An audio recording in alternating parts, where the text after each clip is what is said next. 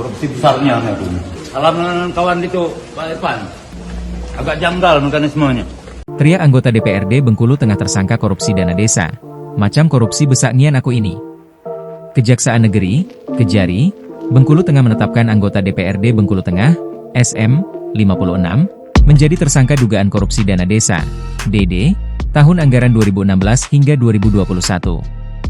SM ditahan selama 20 hari ke depan di Rutan Kelas 2B Bengkulu pada Selasa, 5 Agustus 2025.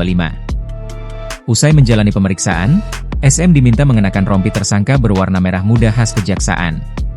Sambil mengenakan rompi tersangka, SM bergumam bahwa dirinya diperlakukan mirip pelaku korupsi besar.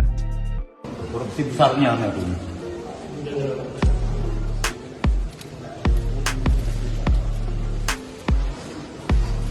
Macam korupsi besar nian aku nih, seperti pelaku korupsi besar saja saya ini, gumam SM.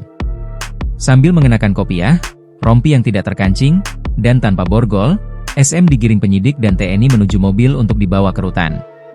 Sambil digiring menuju mobil, SM menyapa para wartawan dan mengatakan bahwa ada yang janggal dalam mekanisme penetapannya sebagai tersangka. Agak lain mekanisme ini, agak janggal.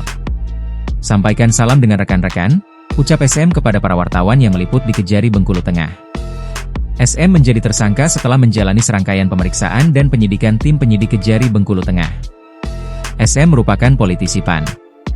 Sebelum menjadi wakil rakyat, ia menjabat sebagai Kepala Desa Rindu Hati periode 2016 hingga 2021. Kepala Kejari Bengkulu Tengah, Firman Halawa, melalui Kasih Intelijen, Yudi Adiansyah, mengungkapkan bahwa hasil penyidikan menunjukkan selama menjabat sebagai kepala desa, tersangka mencairkan anggaran untuk honorarium perangkat desa, tetapi dana tersebut tidak disalurkan kepada pihak yang berhak menerimanya.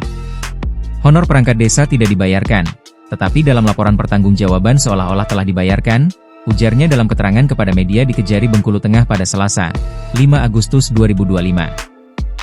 Selanjutnya, tersangka juga diketahui menyalurkan insentif untuk tim pelaksana kegiatan, TPK, pembangunan desa, meskipun anggaran tersebut dicairkan dan dicatat dalam laporan pertanggungjawaban, namun tidak disalurkan.